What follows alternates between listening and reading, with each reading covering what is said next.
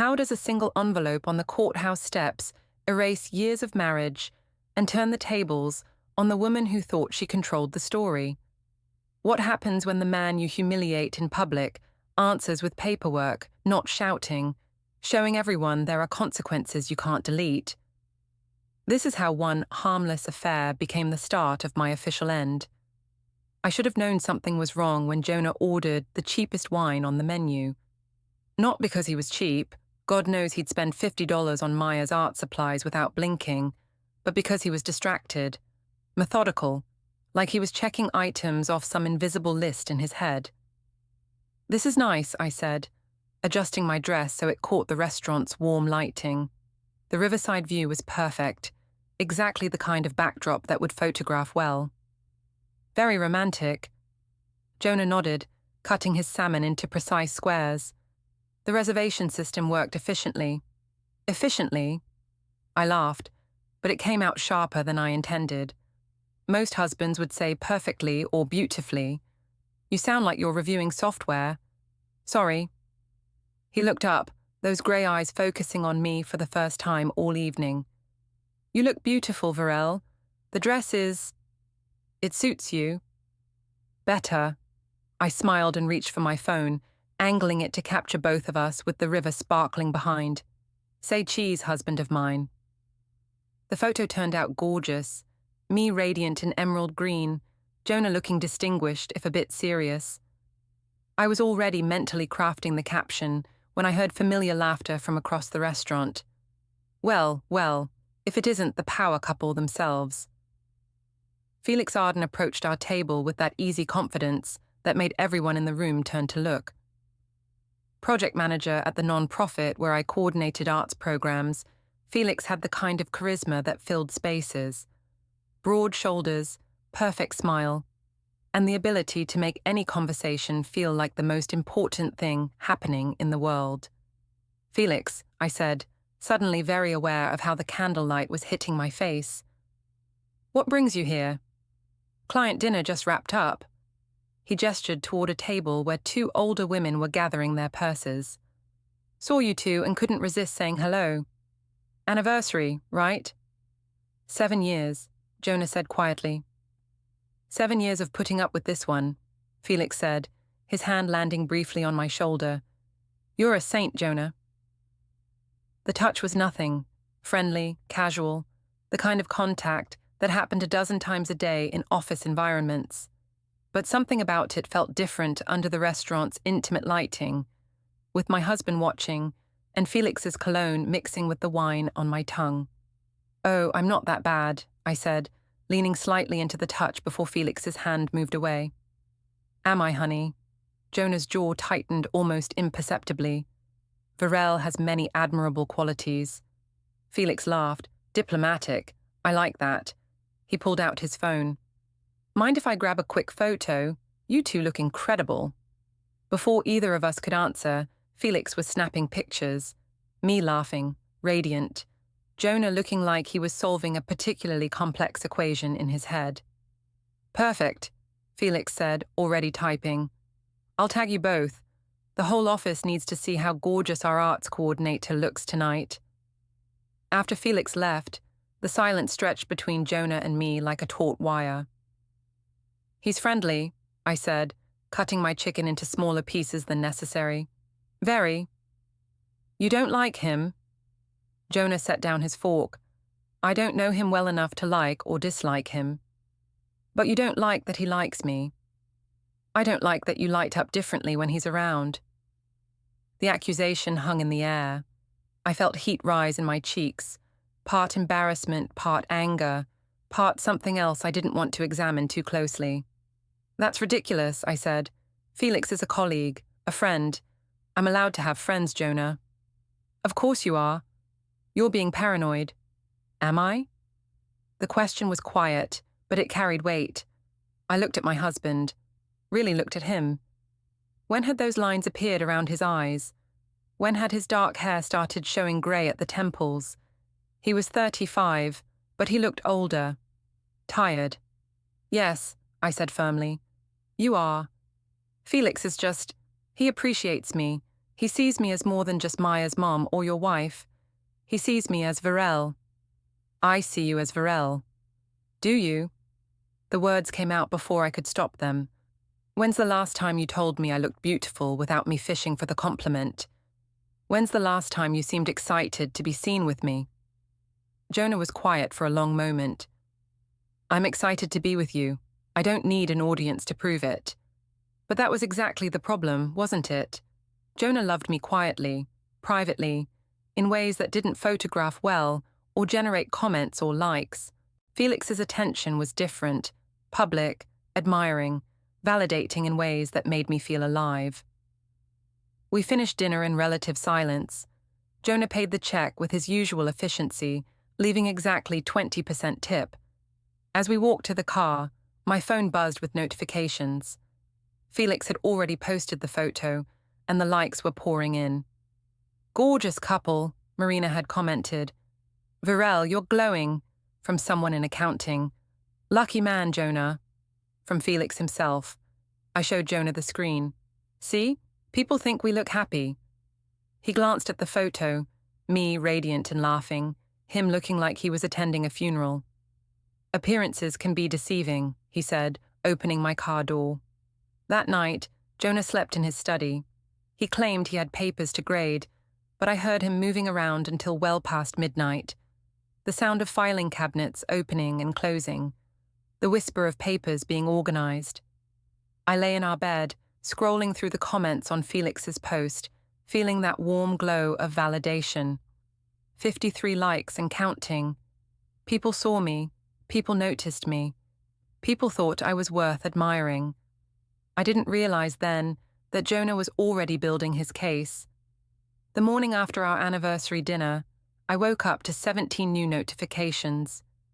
Felix had shared another photo from the restaurant, one I hadn't seen him take, capturing me mid-laugh with my head tilted back, looking radiant and carefree.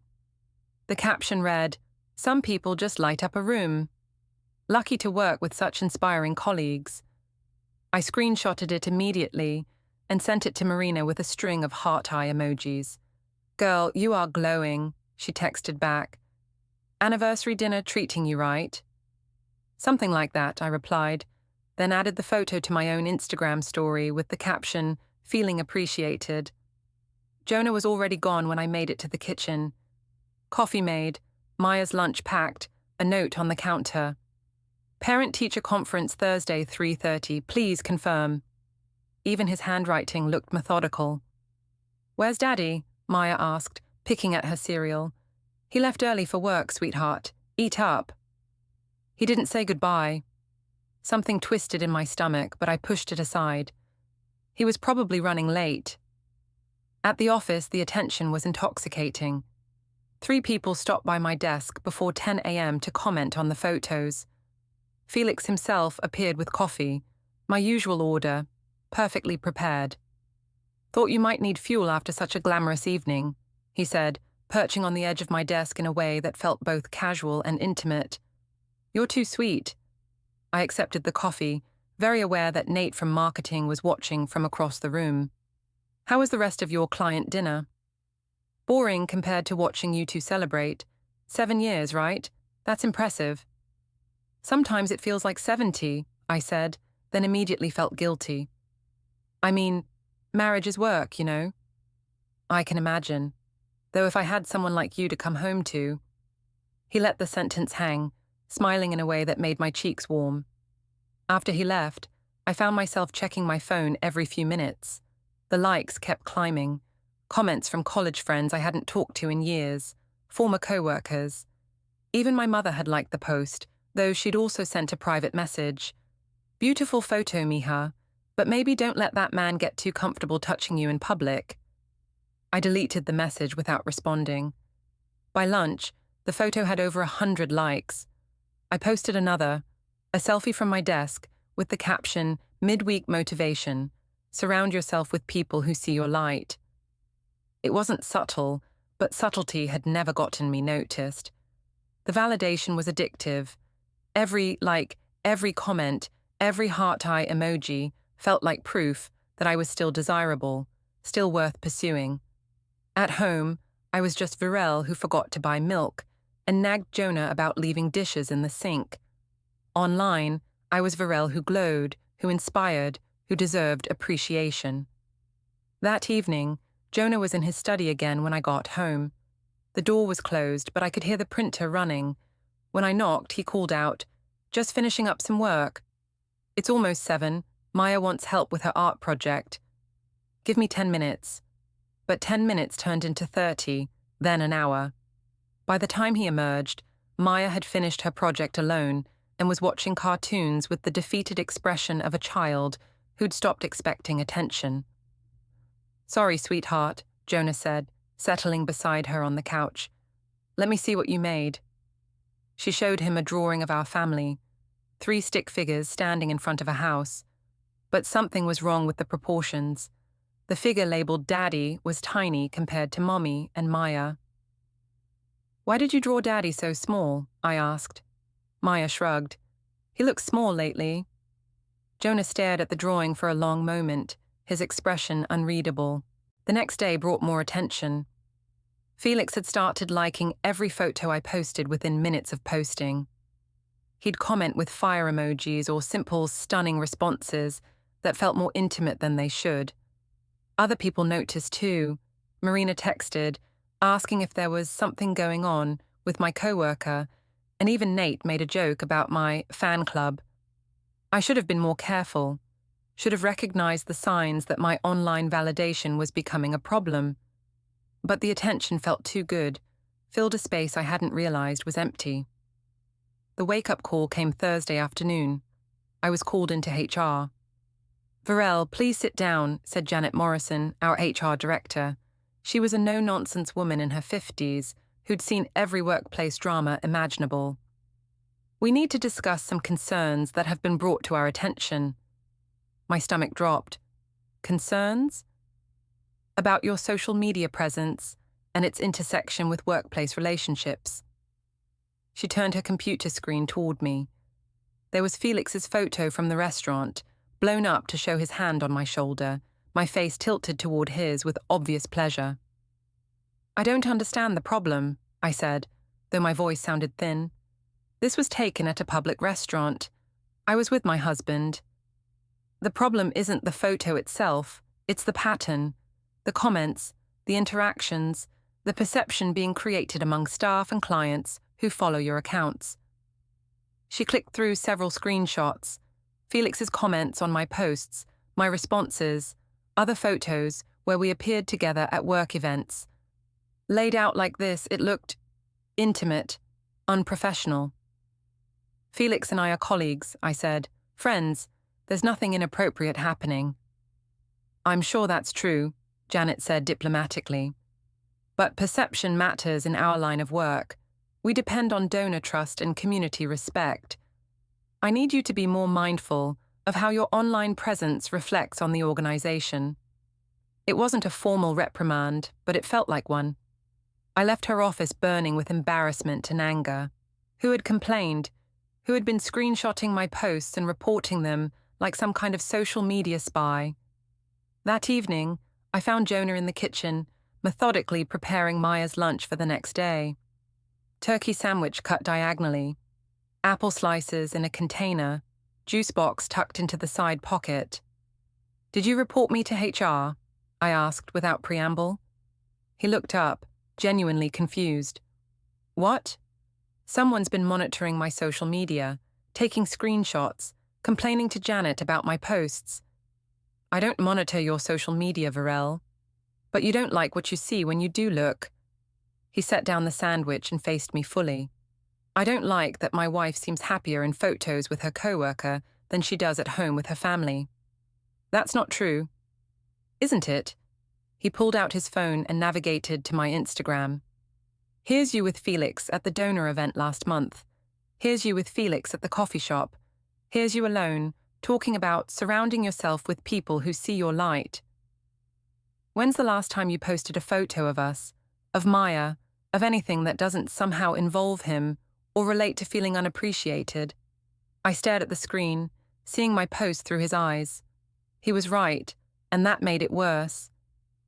I'm not doing anything wrong, I said, but even I could hear how defensive I sounded.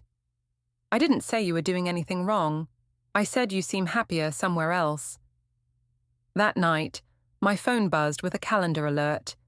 Meeting, personal, tomorrow, 2 p.m. I didn't remember scheduling any personal meetings. When I tried to check my calendar app, it asked for a password I didn't recognize. Jonah was already asleep, or pretending to be, when I came to bed. I lay awake scrolling through my photos, trying to see them the way he did, the way HR did, the way Maya might someday, when she was old enough to understand that her mother had been more interested in collecting likes than being present. But even as guilt gnawed at me, I couldn't bring myself to delete anything. Those photos were proof that I mattered, that I was seen, that I was worth pursuing. In a marriage that felt increasingly like a business partnership, Felix's attention was the only thing that made me feel alive. I just didn't realize yet how much that feeling was going to cost me. The nonprofit's annual donor mixer was held on the rooftop of the Meridian building, with the city skyline providing a dramatic backdrop for what was supposed to be an elegant evening of fundraising and networking. I'd spent 2 hours getting ready, a new black dress that hugged my curves perfectly, professional but striking, the kind of outfit that photographed beautifully under evening lights. Jonah wore his standard navy suit, the one he'd owned since our wedding. It fit him well enough, but next to the other husbands in their designer jackets and Italian leather shoes, he looked like exactly what he was, a high school math teacher making $53,000 a year. "You look beautiful," he said as we rode the elevator up, and I could tell he meant it. But the compliment felt obligatory, like something he'd reminded himself to say. "Thank you. You look handsome too." The lie came easily. The rooftop was already crowded when we arrived. Donors mingled with staff, everyone holding wine glasses and speaking in the elevated tones that charity events seem to inspire. I spotted Felix immediately.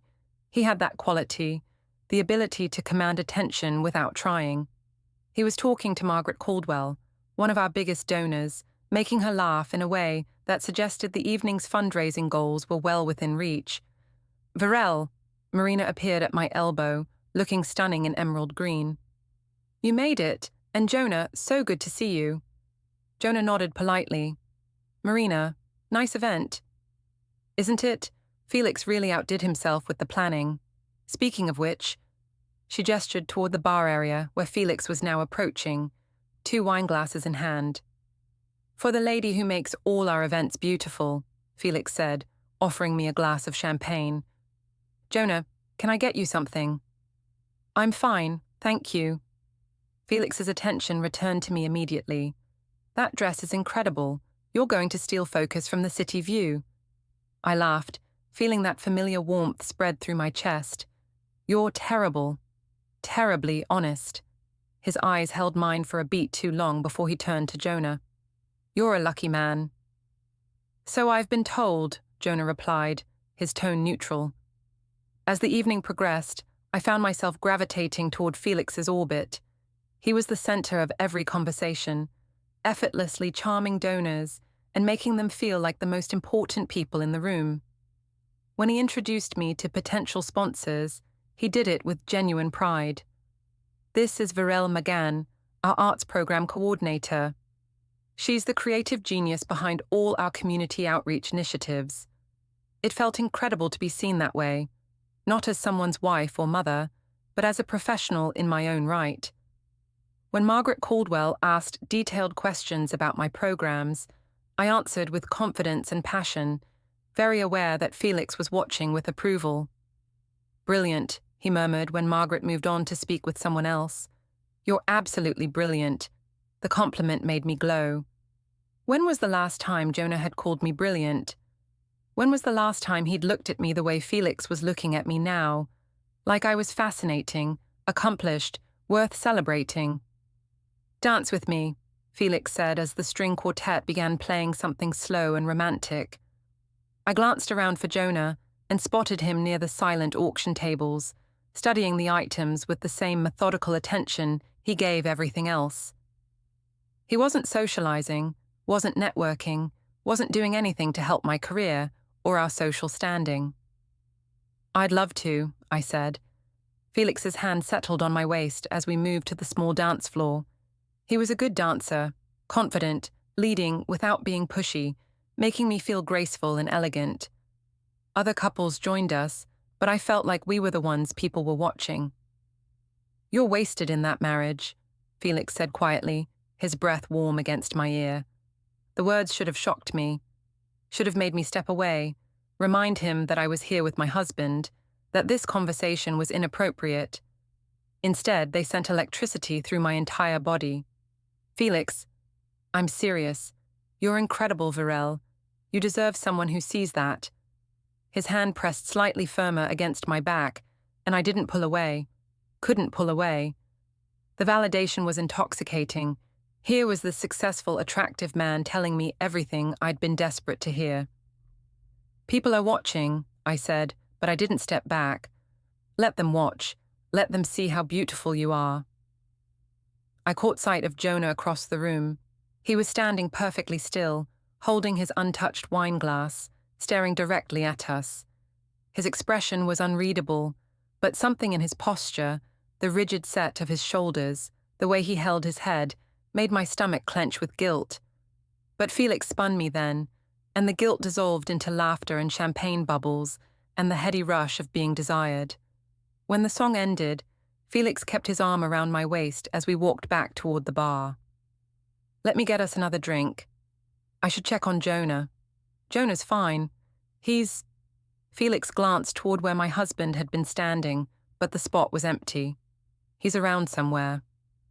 I found Jonah 20 minutes later, standing alone on the far side of the rooftop, looking out at the city lights. His wine glass sat untouched on the ledge beside him. "There you are," I said, slightly breathless from champagne and dancing. "I was looking for you." "Were you?" Something in his tone made me defensive. "Of course I was. You disappeared." "I've been right here." "Well, you should have said something. Felix was asking about you." Jonah turned to look at me then, and I was startled by what I saw in his eyes. Not anger. Anger would have been easier to handle. This was something deeper, sadder, more final. "Was he?" "Yes, he thinks very highly of you, of both of us." "I'm sure he does." Before I could respond, Nate appeared with his phone out. "You two look amazing tonight. Mind if I grab a quick shot for the company social media?" I posed automatically, one hand on Jonah's arm, smiling brightly. Jonah stood beside me like a statue, his expression blank. "Perfect," Nate said, already typing. "This is going straight to Instagram. #PowerCouple, #non-profit glamour." After he left, Jonah and I stood in silence for several moments. "Are you having a good time?" I asked finally. "Are you?" "Yes, actually. It's nice to feel appreciated for once." "For once." "You know what I mean. I'm not sure I do anymore." The rest of the evening passed in a blur of conversations and networking and carefully staged photos. Felix made sure I was included in every group shot, his hand finding reasons to touch my arm, my shoulder, the small of my back. Each touch felt like a small rebellion against the quiet disappointment I saw in Jonah's eyes. By the time we got home, Maya was asleep and the babysitter was watching Netflix on our couch. Jonah paid her and walked her to her car while I kicked off my heels and checked my phone. The photos were already online. Nate had posted several to the company Instagram, and Felix had shared them to his personal account with the caption, "Incredible evening with incredible people." I looked radiant in every shot, laughing, glowing, clearly having the time of my life. Jonah looked like a ghost haunting the edges of my happiness. "Good turnout tonight," I said when he came back inside. I think we might have secured funding for the youth art program. Margaret seemed very interested." "That's good." He was already heading toward his study, but I caught his arm. "Jonah, what's wrong? You've been strange all evening." He looked down at my hand on his arm, then back up at my face. Have you seen the photos from tonight? Yes? They're lovely. We look good together. Do we? He pulled out his phone and showed me one of Nate's shots. In it, Felix's hand was clearly visible on my waist, his head tilted toward mine in an intimate gesture. Jonah stood several feet away, looking like an afterthought. This is what people see when they look at us, Virelle. This is what our daughter will see someday when she's old enough to understand what these pictures really show. Heat flooded my cheeks. You're being ridiculous. Felix is a colleague, a friend. Friends don't look at each other the way you two look at each other. And how do we look at each other? Like you're already gone. The words hung between us like a challenge. I could have denied it, could have reassured him, could have deleted the photos and promised to maintain better boundaries. Instead, I said, maybe I am. Jonah stared at me for a long moment, then nodded slowly. Maybe you are. He went to his study and closed the door. I heard the lock click into place, then the sound of his printer starting up again. Whatever he was working on in there, he was working on it late into the night. I posted one more photo before bed, a selfie from the bathroom mirror, still in my black dress, with the caption, "Sometimes you have to learn to see yourself the way others see you." Within minutes, Felix had liked it and commented with a fire emoji. I fell asleep, with my phone in my hand, scrolling through notifications and feeling powerful. I had no idea that Jonah was 3 rooms away, methodically documenting every like, every comment, every piece of evidence that would soon become my undoing. The morning after the donor mixer, I woke up to find Jonah's side of the bed untouched. He'd spent the entire night in his study again, and from the sounds I'd heard through the walls, filing cabinets opening and closing, papers rustling, the steady hum of the printer, he hadn't slept much. I found him in the kitchen at 6 a.m., already dressed for work, making Maya's lunch with mechanical precision. Turkey sandwich, apple slices, juice box. The same routine he'd followed for 3 years, but now it felt different, clinical, like he was going through the motions of being a husband and father while his mind was somewhere else entirely. "You're up early," I said, reaching for the coffee pot. "Couldn't sleep. Maybe if you'd come to bed instead of hiding in your study." He looked at me then, and I was struck again by that strange emptiness in his eyes. I wasn't hiding, I was working. On what? It's Saturday. Organizing some files, financial records, important documents. Something in his tone made me pause. What kind of documents? The kind that should be properly organized and stored. He sealed Maya's lunch in her pink lunchbox and set it by the door. In case they're ever needed. Before I could ask what he meant by that, Maya appeared in her pajamas, hair tangled from sleep. "Daddy!" She ran to him, and for the first time in days, Jonah's expression softened. "Good morning, sweetheart. Sleep well?" I had a dream about the art contest at school. I dreamed I won first place, and you and Mommy came to see my painting on the wall. That sounds like a wonderful dream. Will you come? If I win? Jonah glanced at me, then back at Maya. "I'll be there. I promise." The certainty in his voice was unsettling, like he was making a vow that went deeper than a simple school event. After breakfast, Jonah disappeared into his study again. I could hear him in there, drawers opening, papers shuffling, the occasional sound of something being shredded. When I knocked and asked if he wanted to take Maya to the park, he said he was busy and suggested I go without him. At the park, Maya was unusually quiet. She played on the swings half-heartedly, then sat beside me on the bench with her head against my arm. "Is Daddy mad at us?" she asked. The question hit me like a physical blow. "What makes you think that, sweetheart?" "He's always in his office now, and he looks sad all the time, like when Grandpa was sick." I wrapped my arm around her small shoulders. "Daddy's not mad. He's just busy with work stuff. Are you and Daddy getting divorced?" The word hung in the air like a threat. "Why would you ask that?" Katie's parents got divorced last year. First her daddy moved into the office, then he moved away completely. Is that what's happening? I pulled her closer, guilt crushing down on my chest. No, baby, that's not what's happening. But even as I said it, I wondered if it was true. Jonah had been pulling away for weeks, becoming more distant and methodical with each passing day. And I'd been so caught up in Felix's attention, so addicted to the validation and excitement, that I'd barely noticed my marriage dissolving. That evening, my mother called.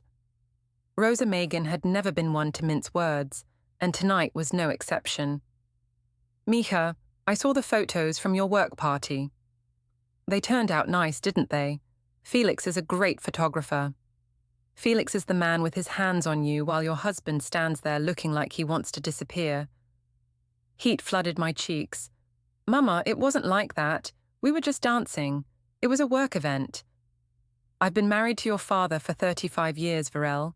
I know what it looks like when a woman is playing with fire. I'm not playing with anything.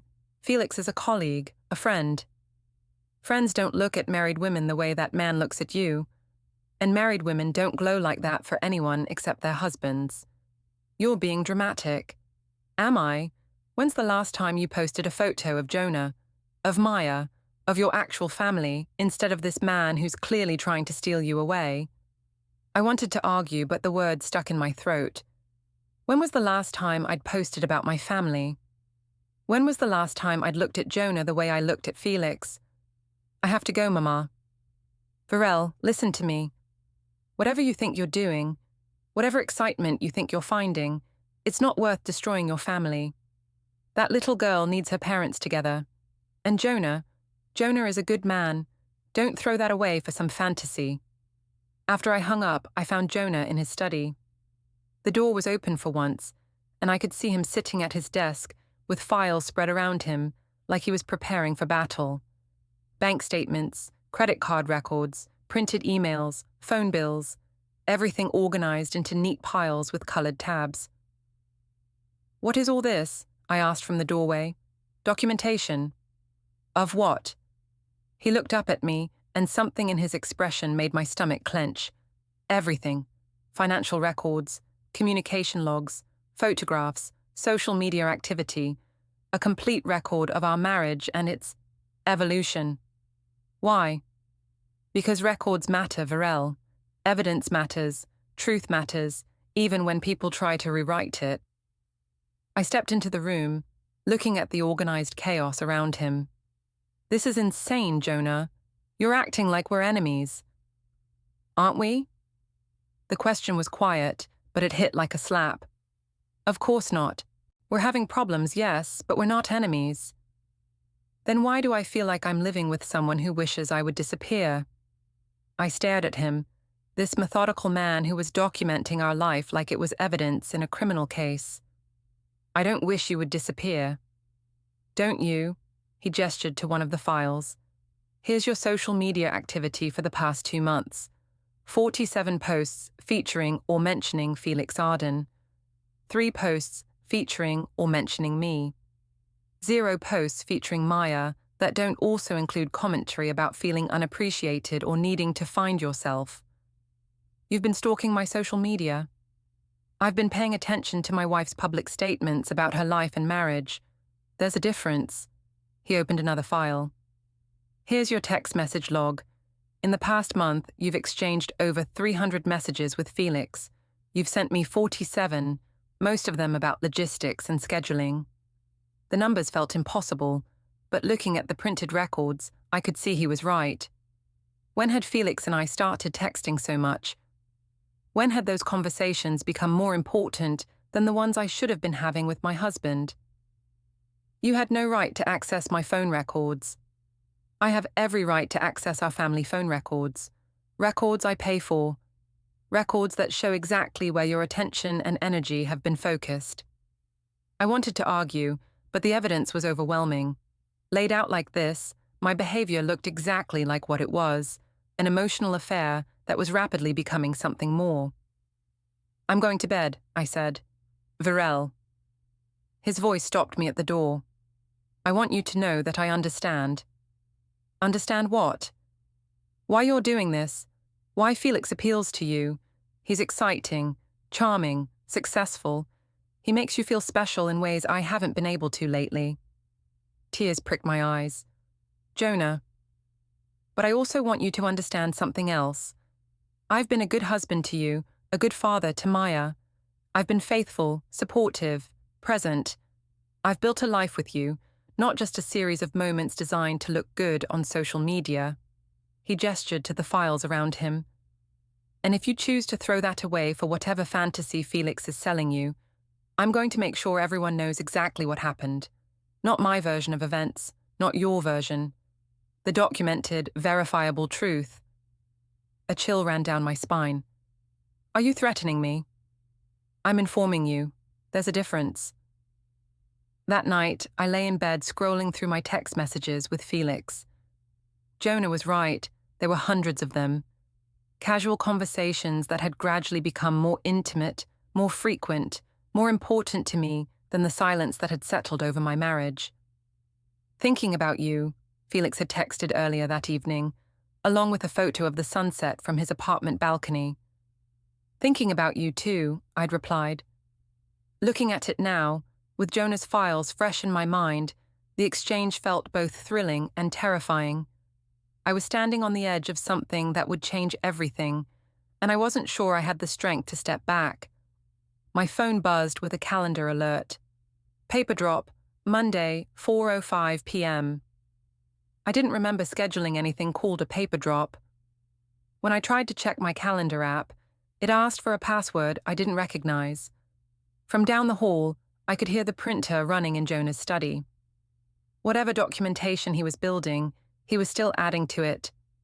I fell asleep clutching my phone, caught between the thrill of Felix's attention and the growing certainty that my marriage was about to end in ways I couldn't control or predict. Monday morning arrived with an unseasonable chill that made me pull my jacket tighter as I walked from the parking garage to the office. I'd spent the weekend in a strange limbo, Jonah polite but distant, Maya sensing the tension and clinging to both of us with desperate affection, and my phone buzzing constantly with messages from Felix that I answered eagerly, despite the growing pit in my stomach. Coffee? Felix appeared at my desk before I'd even turned on my computer, holding 2 cups from the expensive cafe down the street.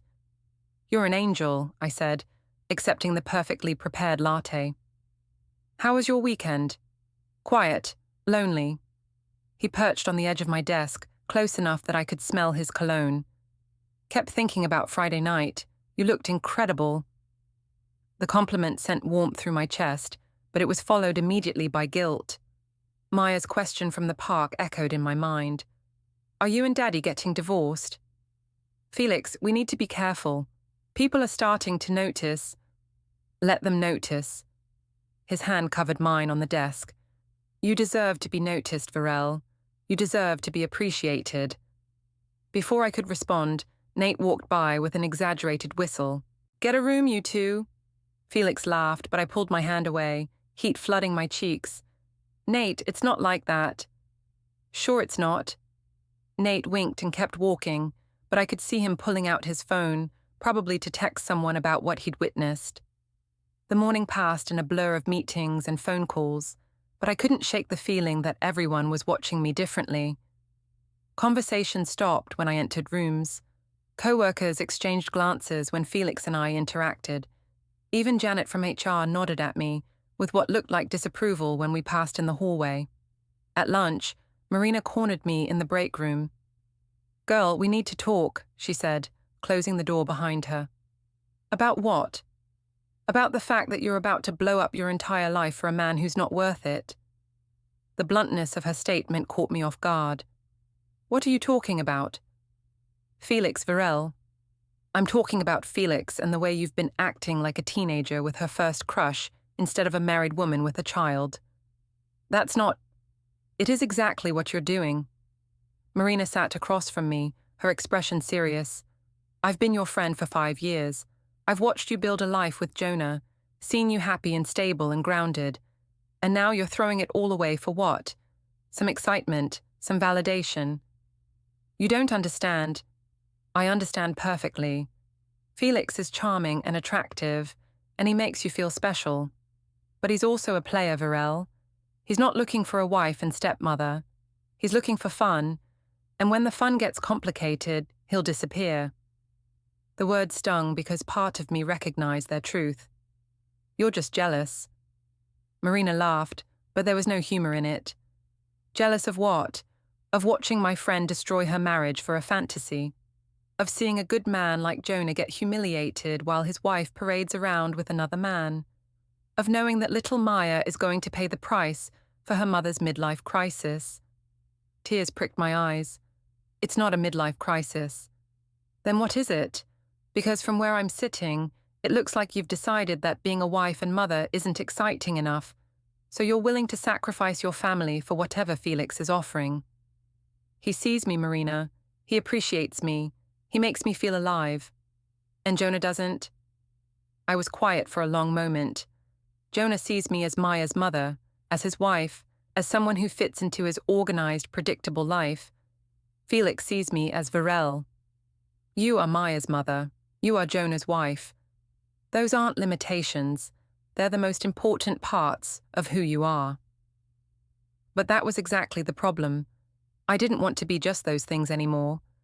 I wanted to be seen as a woman in my own right, desired and pursued and celebrated. Felix offered that. Jonah offered stability and quiet love, and a future that looked exactly like the past. That afternoon, I met Felix for coffee at a cafe across town, far from the office and anyone we might know. He'd suggested it, saying we needed to talk somewhere private. The implication made my heart race. I've been thinking about us, he said once we were settled in a corner booth. Us? Don't pretend there isn't an us, Virelle. There's been something between us for months. He was right, and we both knew it.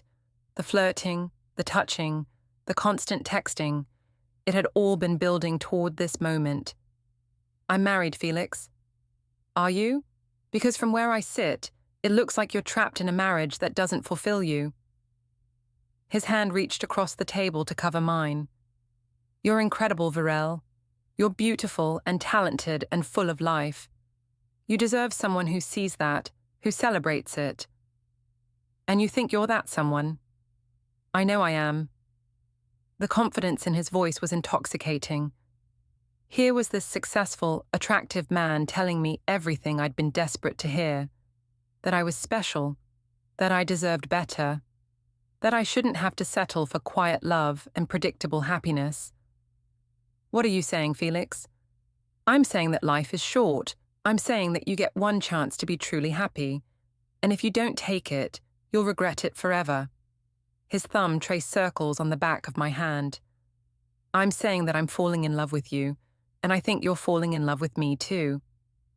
The words hung between us like a bridge I could either cross or burn.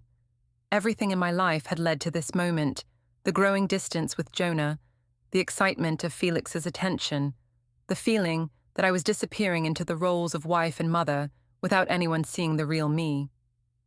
I am, I whispered, falling in love with you. Felix smiled, and it was like the sun coming out. Then let's stop pretending this isn't happening. Let's stop sneaking around and being careful. Let's be together.